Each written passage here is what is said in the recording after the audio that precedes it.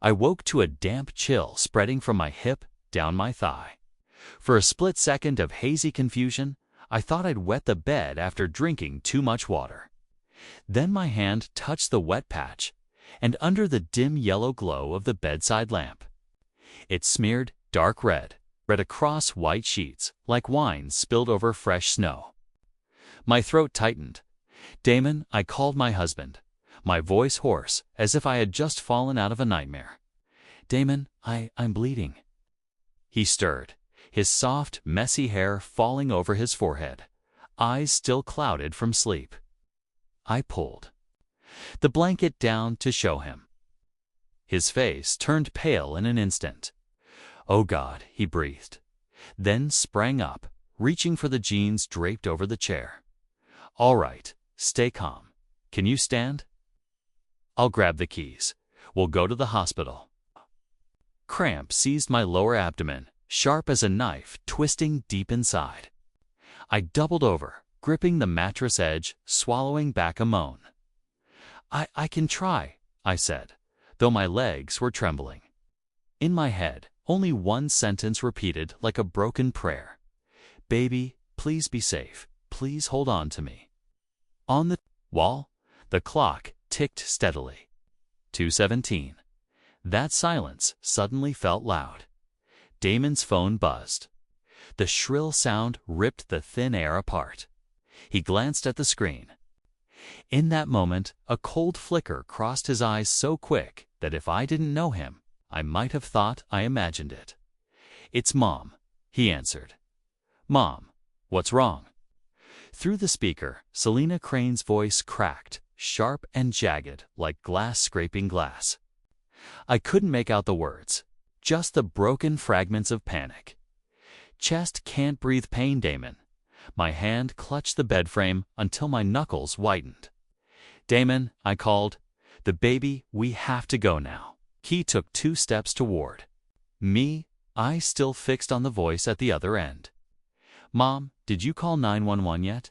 His voice was urgent. Okay, I'm coming right now." "Don't move." Another contraction tore through me. I half knelt, half collapsed on the floor, my palms slick with sweat.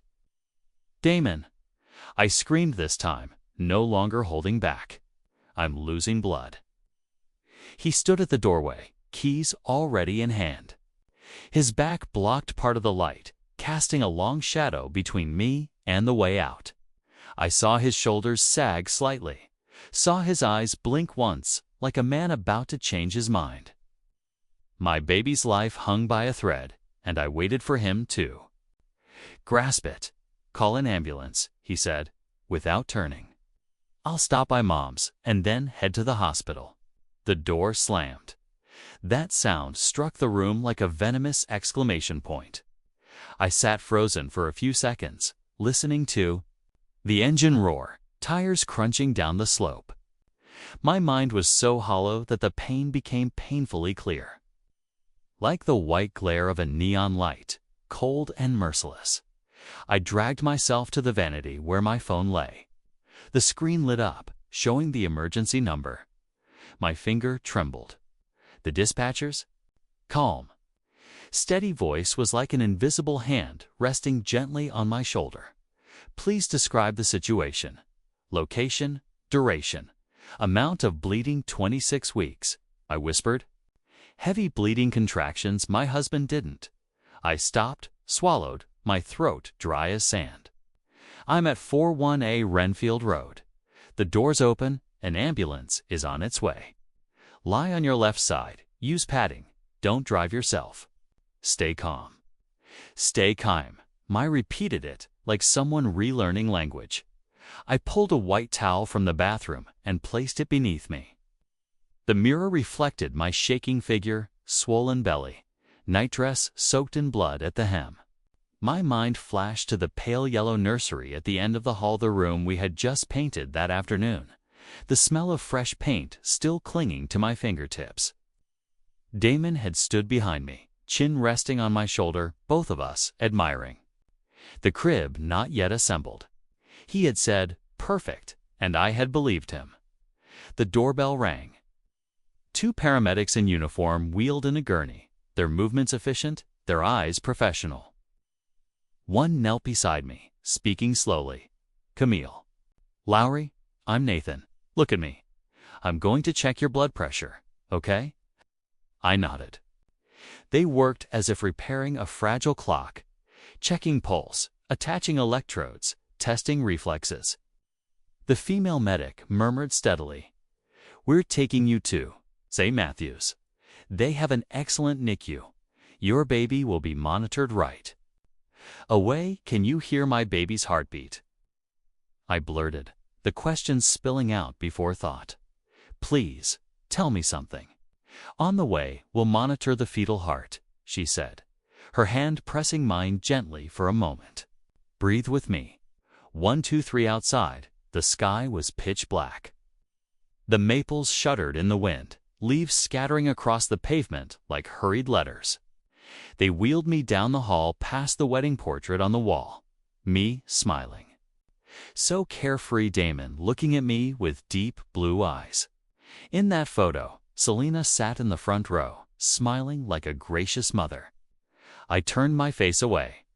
Inside the ambulance, white lights carved a world without shadows. The monitor beeped steadily, like someone knocking outside a door. "Still bleeding," Nathan murmured to his colleague. I swallowed tears. "Is your husband coming with you?" the female medic asked. A dry laugh escaped me. "He went to his mother." She paused slightly, then nodded. "We're here with you now." The probe pressed against my belly, cold gel, sending a shiver through me. On the small screen, lines rippled. I held my breath until I heard it. A rapid, steady beat, like tiny fists knocking from inside. "Thump, thump, thump, fetal heartbeat present," Nathan confirmed, eyes fixed on the screen. "We'll stabilize you until the hospital." I burst into tears, not sobs, but quiet streams down my cheeks, salty on my lips. The pain still came, wave after wave. But between them, there was a fragile sliver of space that let me breathe. I wanted to call Damon just to say, "The baby still has a heartbeat," but my hand closed on emptiness. Over the siren wailing through the night, I tried piecing together scattered fragments. The soft yellow paint in the nursery, the sheets spinning in the wash, the slammed door, his mother's broken voice, the paramedics handling me like something precious. The pieces didn't fit, and through the cracks, wind howled like through a new opened wound. A question I'd long avoided now stood tall. If forced to choose, who would Damon choose? I knew the answer before I could fear it. St. Matthews loomed ahead, the faded building glowing under floodlights. They wheeled me through corridors smelling of disinfectant, through doors opening and closing like eyelids of someone struggling to stay awake. A doctor entered, a woman, calm brown eyes, the composure of someone who had faced many edges. "I'm Dr. Pilar Mendez," she said, grasping my hand, warm and firm. "We'll do an ultrasound right away." Deep breath. At the edge of my vision glass reflected my own body, small, pale, but still clutching an invisible thread to my baby. I heard my heart and my child's heart weaving together, one slow, one fast, like two people calling each other's names in the dark. The lights dimmed, leaving only the monitor's glow. The doctor moved the probe, then stopped. I followed, her gaze bracing for a verdict. In that moment, the gels chill, the monitor's beeps, the footsteps outside all receded, leaving only a silence taut as a drawn string. "Heartbeat is strong," she said, slow and clear. "But there are signs of placental abruption. We'll monitor closely. Tonight, you and your baby will be safe here." Tonight, simple word, yet it became a promise. I exhaled, my body slackening as if after a storm. Tears pricked hot at the corners of my eyes. I nodded, unsure if it was to the doctor or to myself. Here, my baby and I would be safe. Here, I would gather the courage to face what came next, the part I didn't yet know. Only that since the bedroom door had closed behind Damon, everything had changed. I laid my hand over my belly and whispered, as if speaking to a tiny seed, rooting itself in the earth, "Baby, please stay with me. You are everything to me." The ultrasound room was bathed in dim, soft light, the only glow coming from the black and green screen showing hazy white shapes drifting like melting clouds. I held my breath, following the probe in Dr. Pilar Mendes's hand. She moved slowly, her eyes focused but carrying a tension she tried hard to mask. I could hear my own heartbeat pounding alongside the steady beeping of the monitor. "There," she whispered, and the screen revealed the tiny, rapid heartbeat, strong and insistent. The thump-thump filled the room, the most sacred music I had ever heard. My throat tightened and tears slid down my temple. The baby was alive. My baby was still here. "The fetal heart is stable," the doctor said, her voice calm, though her eyes remained worried. "But there's evidence of a partial placental abruption. That's the cause of the bleeding." "Abruption, what does that mean?" I asked, my voice shaking. Though part of me already knew from long nights of reading pregnancy books, she took my hand, firm yet gentle. "A section of the placenta has separated from the uterine wall. We have to monitor you closely. Sometimes the bleeding stops on its own, and the pregnancy continues normally. But sometimes it leads to preterm delivery. For now, we'll keep you in the hospital, give you fluids, and monitor the baby's heartbeat and your blood loss carefully." I nodded, my head spinning. "Preterm 26 weeks. Those words rang in my mind like a cold metallic bell. I pictured my tiny child lying in an incubator, wires and tubes covering that fragile body. My chest ached. The doctor advised bed rest, no sudden movements. A nurse changed the sheets, started an IV, the pump ticking softly with each drip. When they left, silence reclaimed the room, broken only by the rhythmic sound of the fetal monitor. That sound comforted me, yet also underscored how fragile everything was. If that rhythm stopped, my entire world would collapse. I closed my eyes, trying to push away dark thoughts. But the question came rushing back. Where was Damon? Did he know his wife had just endured hours of fearing she'd lost their baby? Did he think of me, of the child, while rushing to Selena's side? The phone beside me lay cold and silent. No calls, no messages. Just a black screen, as empty as the hollow in my chest. I dialed his number. It rang 4 times, then went to voicemail. Damon's familiar voice cut through, piercing me. "You've reached Damon. Leave a message." I hung up. What message could I leave? That I thought I had lost our baby, while he stayed with his mother. After a long while, I gathered the courage to call Selena. Her voice was bright, cheerful, as though nothing had happened. "Oh, Camille, is that you? How are things?" I was silent for a beat, swallowing my shock. "I'm at the hospital. I had pregnancy complications. Yesterday, Damon said you were having a heart attack." A pause. Then she chuckled softly. "Probably just indigestion. Nothing serious. I'm fine now." Indigestion, that was all. While I lay here with an IV in my arm, bleeding not yet stopped, clutching my belly in fear for my baby's life. Damon had abandoned me in panic for indigestion. "Is Damon still there?" I asked. "Oh, he's exhausted. Stayed up all night worrying about me. He's sleeping now. Don't bother him." Her tone was firm, growing colder. I bit my lip. My chest tightened as if crushed by an invisible hand. Something inside me cracked. In the moment between life and death, Damon had chosen his mother over me and our child. And that mother dismissed me easily, as if I were nothing but an outsider. I ended the call, my hand trembling as it pressed against my belly. "Baby, please stay with me," I whispered, my voice raw. You are everything to me, no matter what. I will never let you go, I promise. The monitor's steady beeping echoed back, as if answering my vow. But deep inside, a shadow spread, a premonition that tonight was only the beginning of losses far greater still to come. The next morning, sunlight streamed through the hospital window, stretching a bright line across the tiled floor. I sat up in bed, back propped against pillows, my hands stroking my belly, as if holding tight could ward off every misfortune. Dr. Pilar Mendez walked in, composed as ever, her warm brown eyes steady. "Good news," she said firmly. "The bleeding has decreased significantly. The baby's heartbeat is still steady. We'll need you to rest another day, and then you can go home, but you must avoid any exertion." I nodded, forcing a faint smile. Relief swelled inside me, mingled with an emptiness I could not name. This was the moment Damon should have been here, holding my hand, listening with me as the doctor reassured us our baby was safe.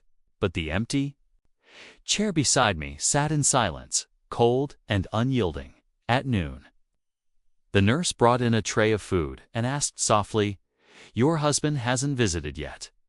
I only shook my head, unable to speak. I tried to soothe myself. Maybe Damon was still worried about his mother. But another voice inside screamed, "He's already chosen, Camille. And it wasn't you." I went home the next afternoon, drained both body and soul. The house looked the same, wedding photos still hanging straight, a vase of yellow chrysanthemums on the dining table, the living room neat as if frozen in time before we painted the nursery. Yet stepping inside, I felt like a stranger walking into a stage set, one dressed in the costume of my life, but hollow underneath. Damon sat on the sofa, dark circles shadowing his eyes, his hair matted. When he saw me, he jumped up, guilt flickering in his gaze. "Are you all right? What did the doctor say?" I set my bag down and looked straight at him. "The baby and I are fine. But Damon, I need to ask you. That night, when I was bleeding, why did you leave?" He raked a hand through his hair, exhaling heavily. "Mom thought she was having a heart attack, Camille." I panicked.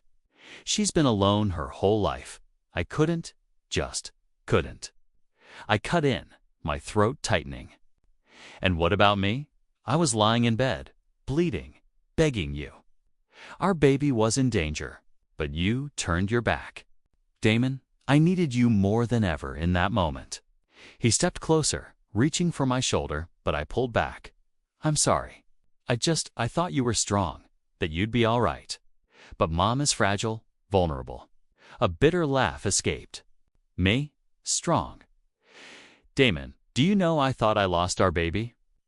Do you know what it feels like to lie on a stretcher, calling for your husband, and hearing nothing but silence?" He said nothing, his eyes drifting away. I drew a long breath, then spoke slowly, each word heavy as stone. "From today, you'll stay at your mother's. I need space. I need to know whether this marriage still means anything. Camille?" His voice shook, as if he couldn't believe what he was hearing. "I'm serious, Damon." I pointed toward the door. "Take your clothes and go. We need distance. I have to protect our baby and myself."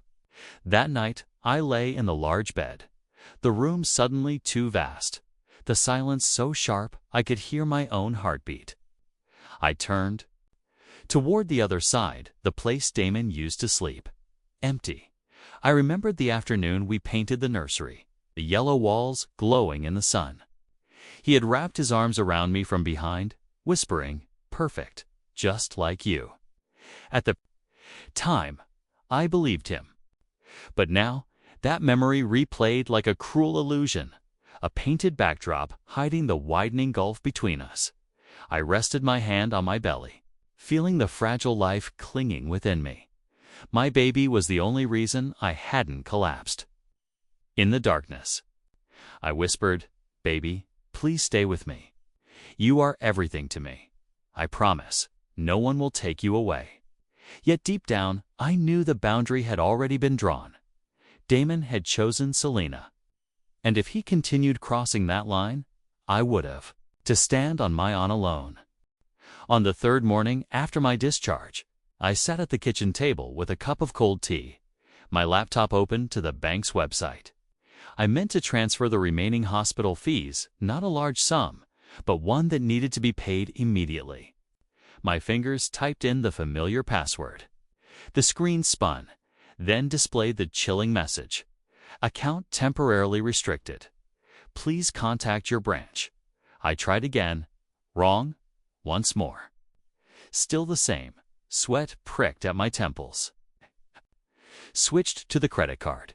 Cancelled. Checked my health insurance. No longer valid. A wave of dizziness surged through me, as if the ground had been yanked away. Only one question echoed in my mind. Who did this? I dialed the bank. The representative's voice was crisp, rehearsed. Like lines read from a script. Mrs. Lowry, your joint account has been frozen at the request of Mr. Damon Keats, citing suspected fraud. All transactions are suspended until verification. Fraud. Me. This is a joint account. My name is on it. I nearly shouted into the phone.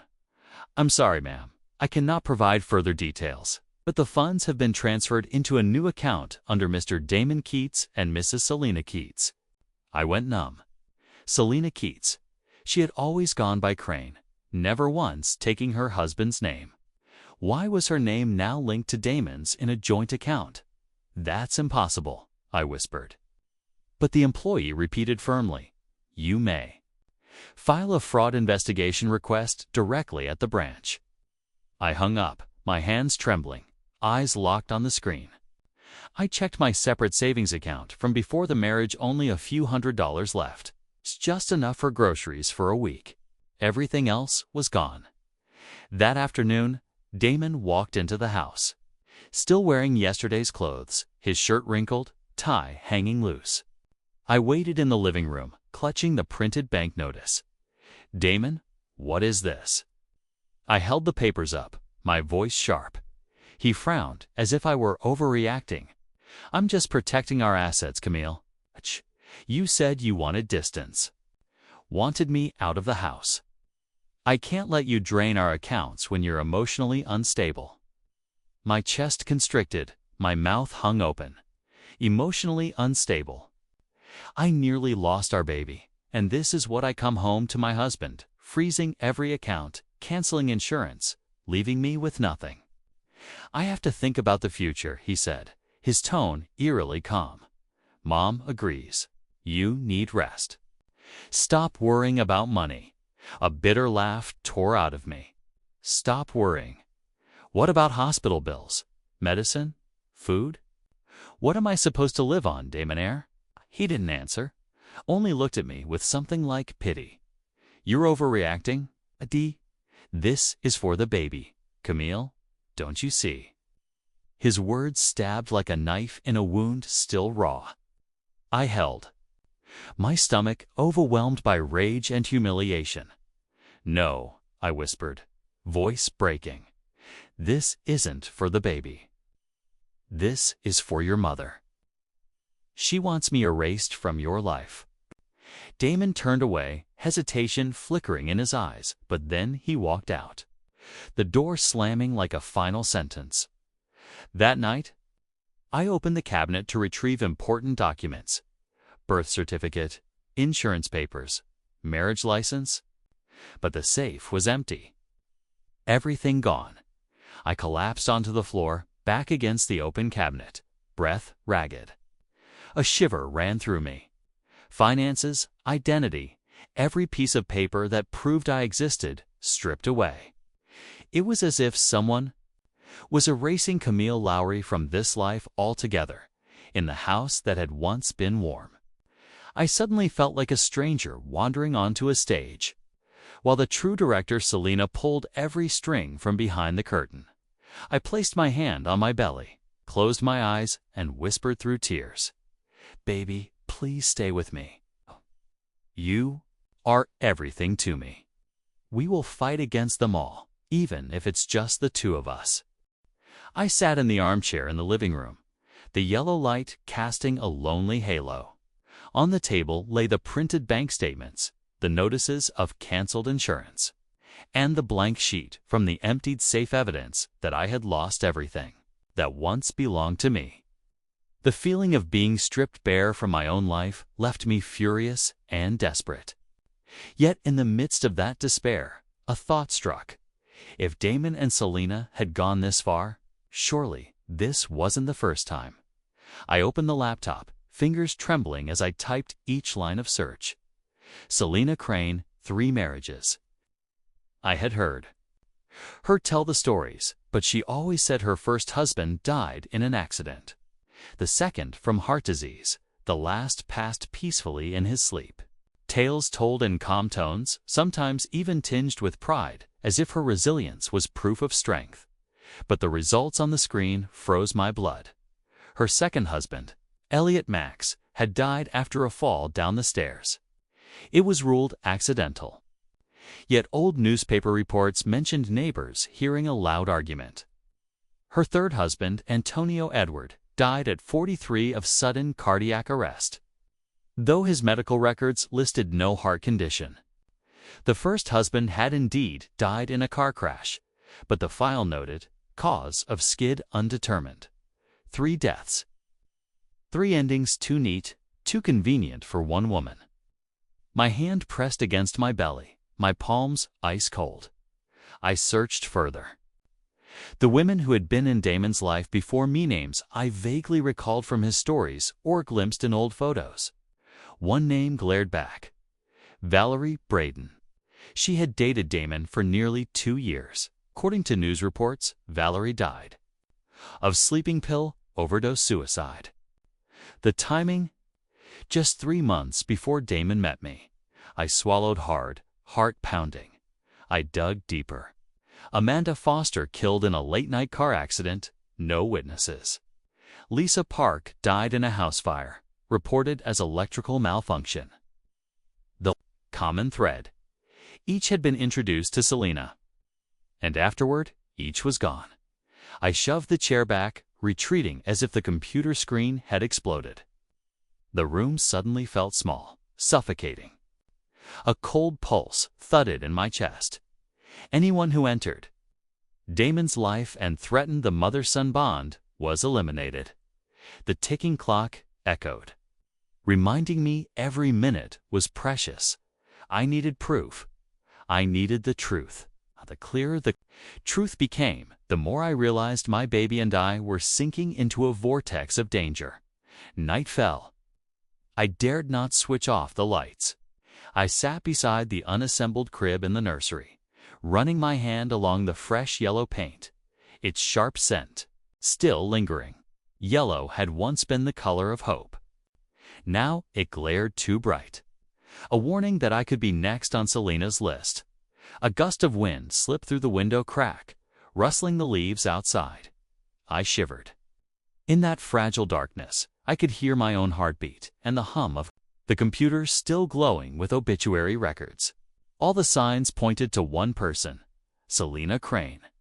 I held my belly, whispering, as if vowing to myself, "Baby, please stay with me. You are everything to me, and I will uncover the truth, so no one can ever take you from me." The following afternoon, as golden sunlight slanted through the living room window, I sat numbly in my chair, the laptop still open. Death records, old news clippings all lay before me like evidence of a dark secret I had no idea where to take.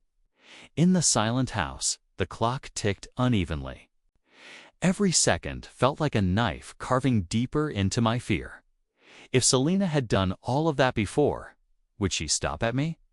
The phone rang suddenly, an unknown number. I hesitated for a few seconds before answering. A steady, low female voice spoke. "Mrs. Camille Lowry. Yes, this is she. I'm Detective Maria Santos with the Fairfax County Police Department.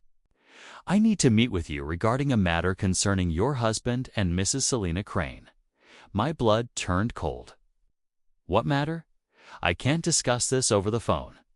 Could you meet me this afternoon at Maple Cafe, corner of 5th? And please, don't tell anyone, especially your husband.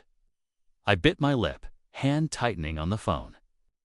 My heart squeezed with both dread and a flicker of fragile hope. Yes, I'll be there. Maple Cafe was small, tucked on a street corner, its glass front reflecting the sunset. When I entered, I spotted a woman in her 30s, brown leather jacket, dark hair neatly tied, sharp eyes scanning every detail. She nodded when she saw me, motioning to the secluded corner table. "Thank you for coming," she said softly. "We've been watching Selena Crane for some time. She's connected to a series of suspicious cases. Her husband's, several women who dated her son. All of them ended tragically." My heart stopped. "I found them to Valerie, Amanda, Lisa," I whispered, my voice shaking. Maria's eyes glinted with sympathy. "I believe you. And that's why I reached out. We're concerned you may be the next target." Instinctively, I wrapped my arms around my belly, whispering, "And my baby." "We'll protect you both," she assured me firmly. Then she placed a small object on the table, no bigger than a button. "This is a panic device. If you feel in danger, hold it down for 3 seconds. We'll be there in under 2 minutes. My fingers trembled as I touched the tiny thing. Too small to carry the weight of 2 lives, yet it was the only safeguard I had. "What do you want me to do?" I asked, forcing my voice to remain steady. "Go back home. Act normal. Don't let them suspect you. We need them to slip up. We need undeniable proof. Only when they believe you've let go will they reveal themselves." I froze. "You want me to be bait?" Maria held my gaze. "I know it's dangerous. Camille, if you don't help, they'll keep going. There will be more Valeries, more Amandas. You have a chance to stop it." I closed my eyes, picturing the tiny face I had seen in the ultrasound, the fragile heartbeat echoing in that hospital room. I had no choice. When I opened my eyes, I nodded. "I'll do it, but promise me this. Protect my baby first. If anything happens, save her." Maria nodded, her hand warm and firm over mine. "I promise." That night, I returned home. Everything looked unchanged, still and ordinary. But I was not the same. In my coat pocket, the small button pressed down like iron. On the familiar stage of this house, I would have to play the obedient wife, the dutiful daughter-in-law. Yet in my heart, a fire of resolve burned stronger. "Baby, please stay with me. You are everything to me, and I swear I will unmask them before they ever lay a hand on you." The next morning, as I was making tea, my phone buzzed with a message from Damon. "Mom wants to invite you to dinner tonight. I think it's time you and she talked, made peace. Will you agree?" I stared at the screen, my heart pounding. This was the very opportunity Detective Maria had spoken of the moment to step into the wolf's den, to feign weakness, to let them believe I had surrendered. I drew a deep breath and typed slowly. "All right, pick me up at 6. At exactly 6, Damon pulled up in front of the house. He stepped out, dressed in a neatly pressed blue shirt, forcing that warm smile I once loved. "Thank you for agreeing, Camille. I know it's been difficult lately." I pressed my lips together and gave a small nod. Inside my coat pocket, my fingers touched the tiny device Maria's panic button. I reminded myself, control. Make them believe I want this family intact. The road to Selena's house was bathed in evening light. Her home sat in a quiet neighborhood. Windows glowing gold. The front garden immaculately kept. If I hadn't known the truth, I might have thought it the perfect nest of a gentle mother. Selena opened the door in a cream sweater, her hair neatly pinned. Her smile was bright, though. A sharp glint flickered in her eyes. "Camille, I'm so glad you came. Come in, dinner is ready." The table was set with elegance, scented candles, a white tablecloth, a pot of beef stew releasing a sweet, rich aroma. I sat down, Damon to my left, Selena across from me. The candlelight reflected in their eyes, deceptively warm yet quietly menacing. Selena poured me a glass of water, her voice soft. I know you've been exhausted lately. Pregnancy can make women more sensitive than usual. Don't hold it against Damon for putting his mother first. I swallowed the bitterness in my throat. I understand, Mom. That night, I panicked too. Maybe I overreacted. Her eyes gleamed with satisfaction, and Damon exhaled in relief. They were buying it. I kept playing the part. Throughout dinner, Selena steered the conversation toward mental health, subtly suggesting that I'd been overly stressed, too quick to lash out. Damon nodded along, adding, I think maybe you need some rest in a calm place where someone can look after you. For your sake and the baby's. I gripped the spoon, my hand trembling slightly, but forced a fragile smile. Maybe you're right. I just want the baby to be safe. Selena tilted her head, her voice sweet but dripping with meaning. Exactly, dear. And sometimes safety means trusting others to carry the burden for Wu, especially when you're not strong enough yet. I swallowed hard, eyes fixed on my plate, hiding the fire blazing inside me. In my mind, the pieces began to fit together. They wanted me erased, branded as unstable, while they claimed the child as their own. Dinner moved on in its syrupy, artificial warmth, a glossy veneer hiding rotting walls. I knew I had stepped into their game, and every move from here would demand caution. When Selena brought out dessert, I quietly laid my hand on my belly, whispering soundlessly, Baby, please stay with me. You are everything to me. We will escape this place, I promise. In the flicker of candlelight, I lifted my gaze, smiling at Selena and Damon. That smile was a perfect mask, concealing the storm raging within my heart. The next morning, I woke with a heavy weight pressing down on me, as though my whole body were wrapped in a cold mist.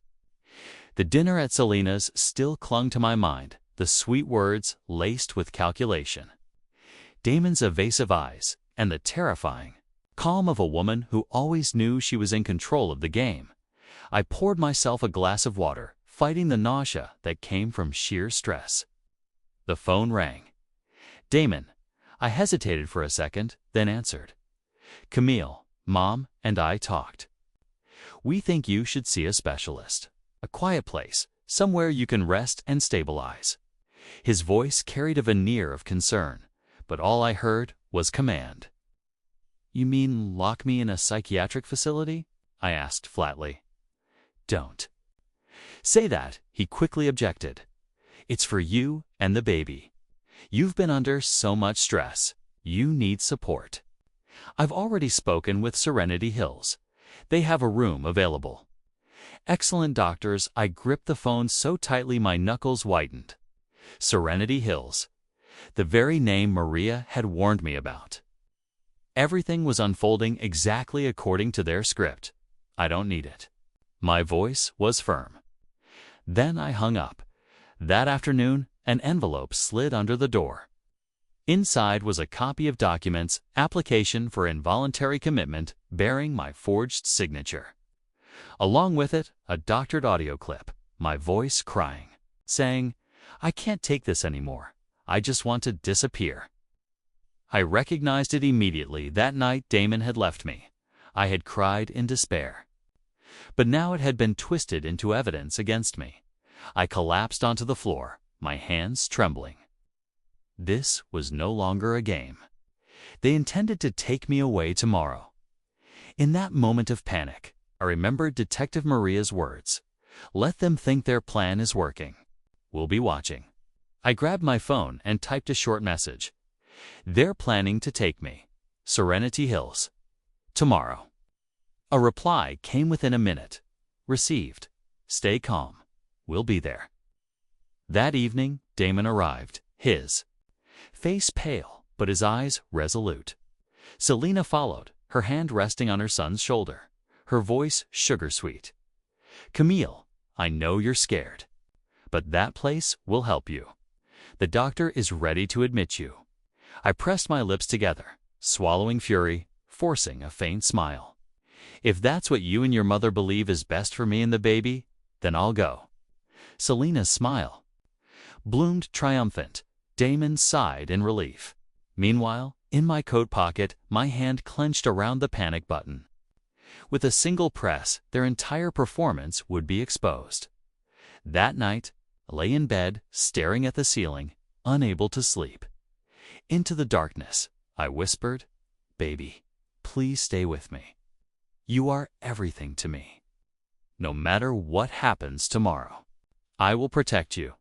And in that moment, I knew, tomorrow, the real battle would begin. Damon's black car pulled up to the gates of Serenity Hills as dusk settled. The mountain road lay deserted, trees casting dark shadows over the polished brass sign.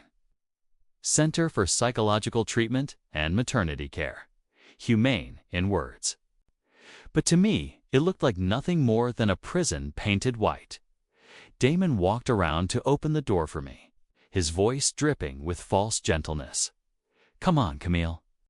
After a few months here, you'll thank me." One hand pressed against my belly, the other secretly clutching the panic device in my coat pocket. Selena stood just behind, her long coat draped around her, lips curved in a satisfied smile.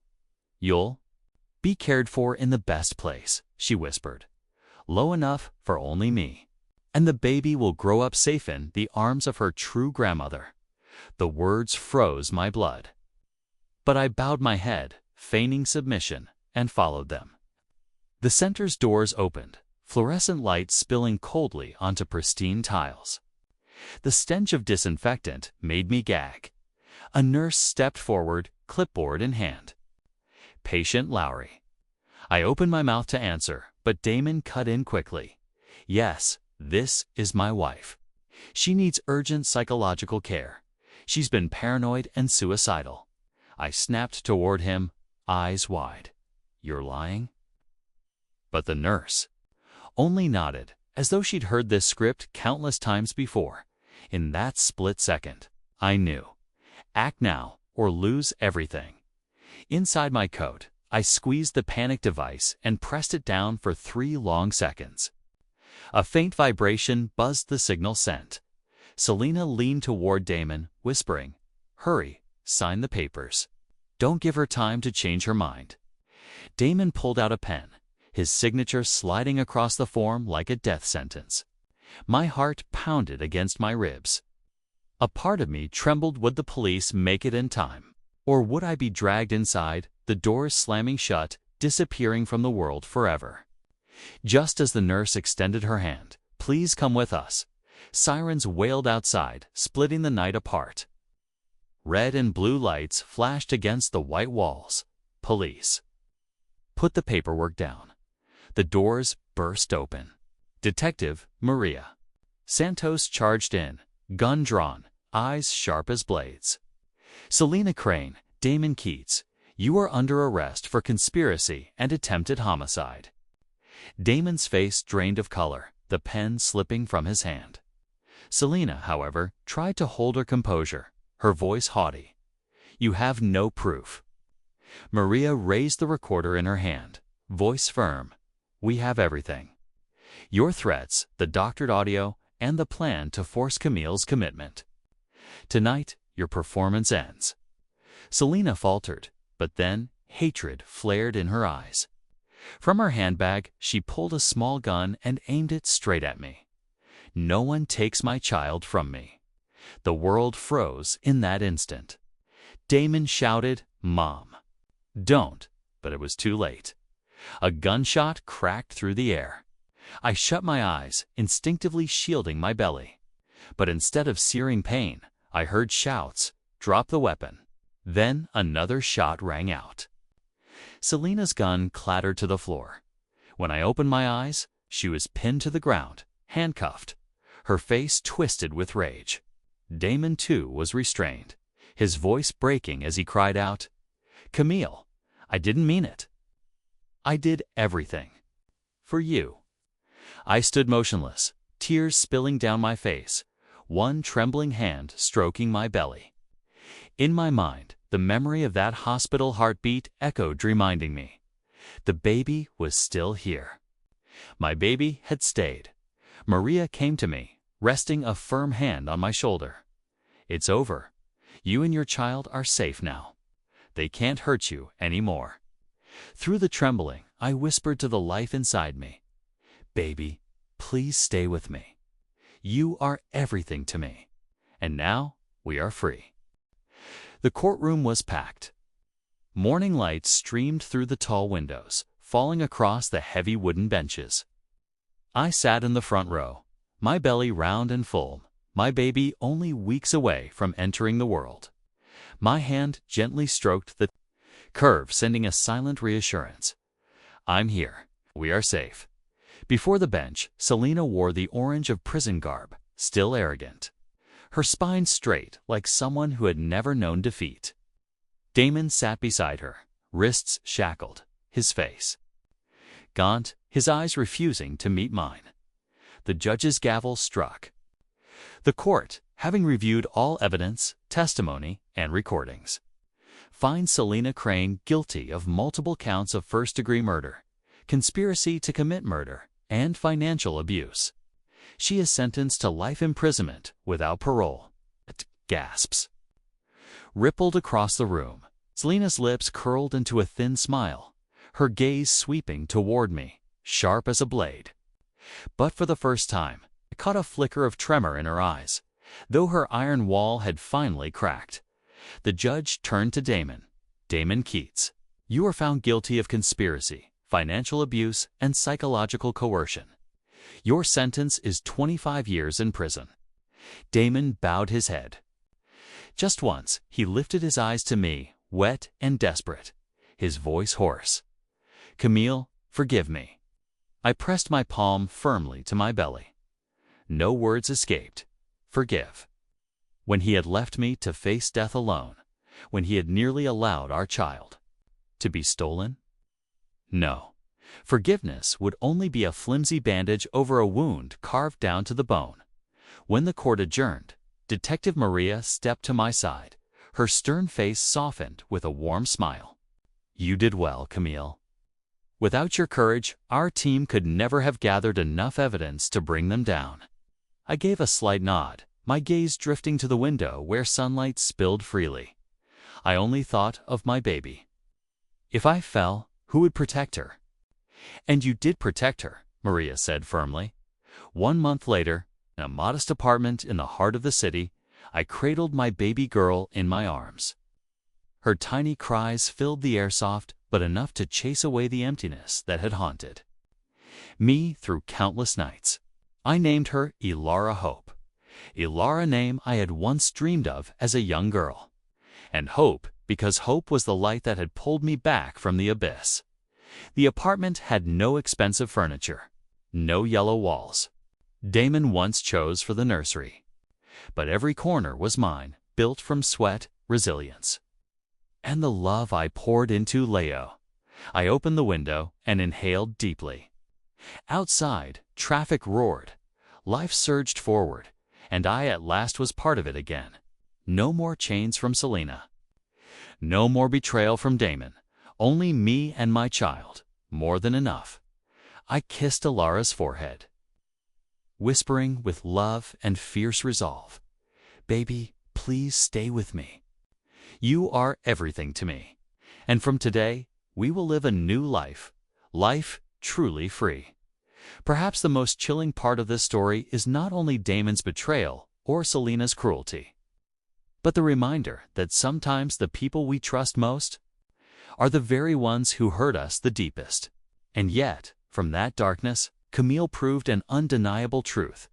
The strength of a mother, the strength to rise and protect her child, is greater than any scheme or conspiracy in real life.